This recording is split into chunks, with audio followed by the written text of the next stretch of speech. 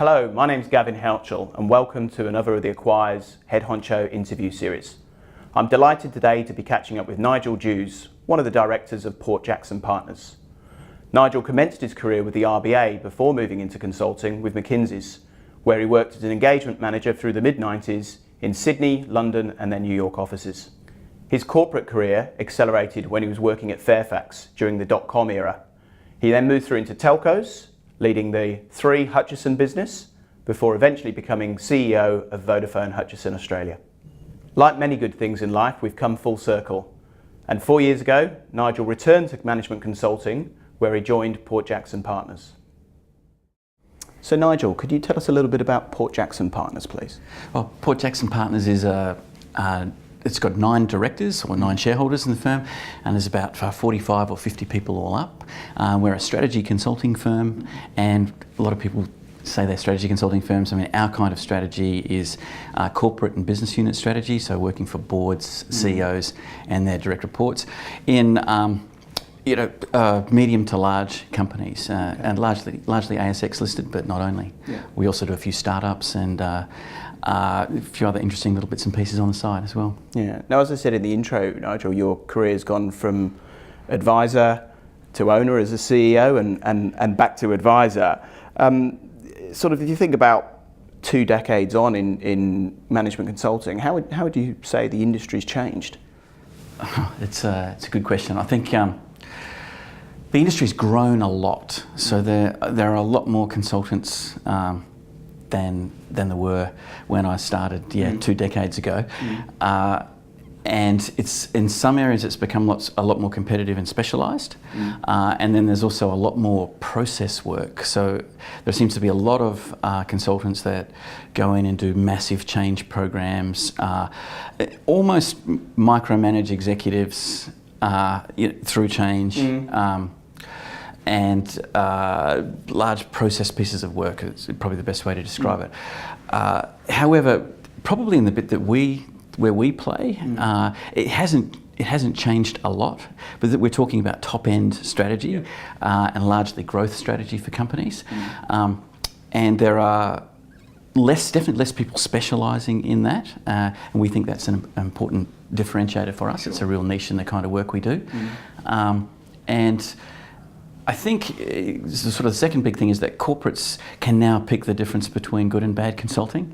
There was a time when it was all about frameworks, and we've got our magic framework, and we'll come and apply that to your business, and you'll get magic results. Yeah. People are seeing through all that, and it's now about real practical strategy, working with executives. And helping them get real results, and then getting out, frankly, in our view, then getting out so that they can get on with running the businesses. Yeah. And what's a typical engagement time? What kind of variation do you see? Typically about 3-4 months, and then you often get asked back, but it's often with a break. It's not this sort of hang on for 12-24 months, stay there like a clam on a rock, really. Yeah, no, fair comment. Now, I play a bit of counsellor and advisor role to many individuals that are tipping out of business school. And typically that can be a bit of a crossroads of corporate route or consulting. What sort of advice or thoughts could you and do you share to individuals that are pondering that? Oh, it's a good question, Gavin. For me, I think it depends on the individual a lot. So if you take my experience, business school, then consulting, for me, consulting was really, really important apprenticeship. It was like I learnt the theory at business school, and then I got to practice it on a whole lot of companies, as a consultant in those early years, and really round out the skills and see kind of what worked from the textbook and what didn't, and do that in an environment where you get terrific training. For some people, come into business school with much more commercial experience than I had. I came out of the public service and into business school, and therefore don't necessarily need that first step.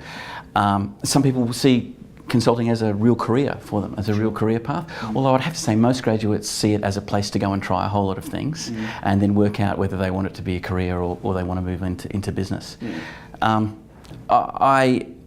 I think both can be good. I think the advantage of consulting out of business school is that you get to sample a lot of things, and you get to really hone in on your problem-solving skills. Yeah, absolutely. Now, corporate executives have probably all got a story, good and bad, maybe one or two, around strategy versus execution. The role of the modern day management consultant, how do they get that balance right? Okay, obviously engagement by engagement, but... And I think it's the answer to that question is a very personal one. For me, I think I make a better management consultant because I've spent time as an executive. Now, I say that when I sit alongside some of my partners who've spent 20, 30 years just as management consultants. But I think being able to have the empathy with that chief executive, really understand what they're going through in a way where you've actually felt their pain, there's a chance that you're actually going to give them better advice and a better answer, and a more practical one, frankly. My orientation, and I think our firm's orientation, is very much practical strategy. You might not get the perfect pack that beautifully bound and is an iconic piece of work, but you'll get something that you can implement. And the real test for us is they're usually implementing it before we leave. And that's the satisfying bit. Absolutely. And one final question, if you're happy to answer this, if I sort of put in context our rugby rivalry over the years, and let's use that as a bit of a metaphor of selecting the right players for a team, or players for an engagement that you've got on. Some of us are better at that than others. Too true. If you could think of 3 players that you'd want on your next engagement from a work context, what would be the traits of those 3 players, and why you'd select those types of traits? Well, if I'm choosing from our pool, you sort of take our pool of talent in our organisation, you take for a given that everybody's really clever. So there's lots of raw smarts there. In fact, and there are lots of people in the world who are very smart. What I want on that team is someone who's going to listen really hard, really understand the client's problems properly, someone who's going to approach those problems with a huge amount of energy and enthusiasm, because we only really get asked in to answer the impossible questions, the ones that the clever people who are in the company can't work out, and they need to throw more brain power at. So that energy and that hunger for ideas and understanding, and a real ability to relate to the people at the client. And they're 3 really important traits, I think. Absolutely. Well, fascinating to hear. I wish you all the success with PJP. Thank you for your time. Thanks, Nigel. Thanks, Gavin.